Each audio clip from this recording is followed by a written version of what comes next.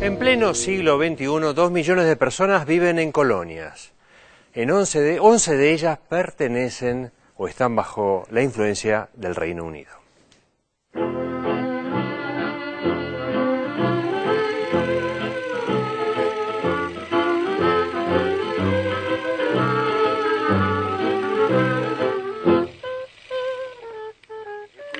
Si no queremos perecer a causa de la guerra, debemos aprender a vivir juntos en paz. Cuando se establecieron las Naciones Unidas en 1945, unos 750 millones de personas, la tercera parte de la población mundial, vivían en territorios que dependían de potencias coloniales. Desde aquella fecha, más de 80 antiguas colonias fueron ganando su independencia. Pero ahora, 70 años después, quedan aún enclaves coloniales en el mundo con 2 millones de colonizados. La letra fría se refiere a las colonias como territorios sin gobierno propio. El artículo 73 de la Carta de las Naciones Unidas señala que son regiones donde sus habitantes no han alcanzado totalmente a gobernarse a sí mismos. Esta definición no explica por sí misma los contextos históricos por los que se llegó a cada situación, pero la realidad admite una versión menos edulcorada. El colonialismo moderno, como los antiguos imperios, sigue siendo una muestra de fuerza y prepotencia del poderoso sobre una población y un territorio más débiles, a los que subordina en su propio beneficio. Esta realidad y la negativa de los imperios a modificar la realidad hace que en 1961 las Naciones Unidas pongan en marcha un comité de descolonización. En ese mismo comité, el que da cuenta de la existencia actual de enclaves coloniales repartidos entre 3 potencias que aún leen el mundo a contramano de la historia. De esas colonias, 11 están en manos del Reino Unido de Gran Bretaña, como la isla Anguila, a 240 kilómetros de Puerto Rico, que domina desde 1650. Las Bermudas, que maneja desde 1609 sobre el Atlántico Norte, o la península de Gibraltar, en España, donde se asientan desde 1713. También mantiene su poder colonial sobre las Islas Caimán desde el año 1962, a las que separa cuando le otorga la independencia a Jamaica. En las Islas Turcas y Caicos está desde 1962 y en Pitcairn, en la Polinesia, desde 1838.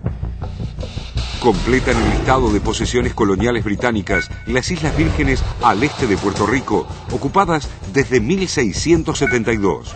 Montserrat, al sudeste de Puerto Rico, desde 1632. Santa Elena, el enclave que domina desde 1651 a 2.800 kilómetros de Angola, y las Islas Malvinas, en el Atlántico Sur, que ocupan desde 1833, pese a los reclamos argentinos y las declaraciones de la ONU. A este listado de manejos a contramano de la historia deberían sumarse las Islas Tokelau, que el Reino Unido ocupó en 1889 y que en 1925 cedió a Nueva Zelanda, pero que la ONU sigue reconociendo como colonia británica. Estados Unidos, otra de las potencias coloniales de la actualidad, tiene 3 territorios bajo su dominio. Samoa Americana, desde 1899, situada en el Pacífico Sur. Las Islas Vírgenes, que en 1917 fueron compradas a Dinamarca, y la región de Guam, a 1.300 millas de Japón, que en 1898 le cedió a España.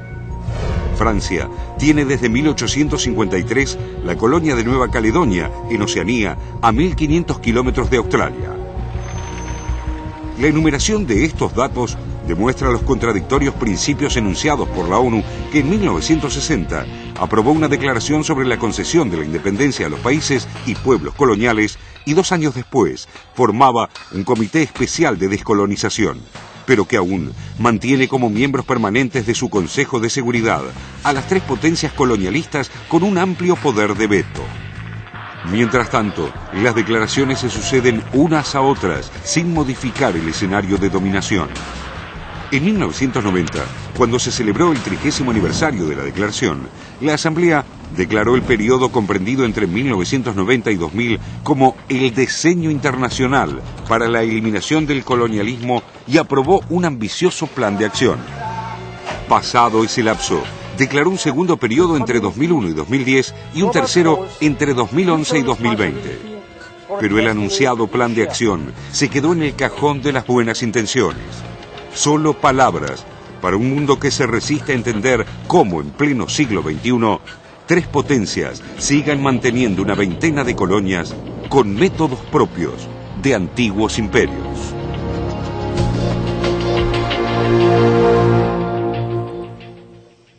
Qué tema complicado el de las colonias, porque en el informe se dice muy bien lo que dice la letra fría, pero hay muchos territorios que hay unas ambigüedades impresionantes. Estaba pensando, por ejemplo, Córcega.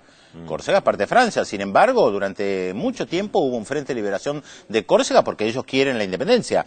Cerdeña también. Estaba pensando en Ceuta y Melilla. Ceuta y Melilla formalmente, en el norte de África, es territorio español. Ahora, los marroquíes dicen que les pertenece. Es más, hace unos años casi hay una guerra, llevado al extremo, por una pequeña isla que está a metros nada más de la costa de Marruecos, que se llama Leila en árabe y Perejil en español, porque 2 chicos marroquíes habían llegado a ese pequeño islote que ni siquiera es una isla. Estaba pensando en Guyana. Guyana es territorio francés en América del Sur. Recuerden las famosas Guayanas, la francesa, la inglesa que es independiente, la holandesa que es Surinam, y sin embargo está Guyana. Lula fue a Francia no hace mucho sin cruzar el océano, porque se encontró, creo que era con Sarkozy, en Guyana. Está en Martinica y Guadalupe, que son parte del Caribe. Está Guantánamo, que tiene un estatus muy especial, que es un enclave militar dentro de la isla de Cuba. En realidad lo alquiló indefinidamente Estados Unidos y bueno, y nunca lo devolvió. Claro, formalmente no es colonia. Formalmente no es colonia. Y está Guam, que en realidad Estados Unidos se queda con esos 2 territorios en el mismo acto que es la guerra contra España de 1898 y, digamos, como botín de guerra se queda con Cuba y se queda con Guam.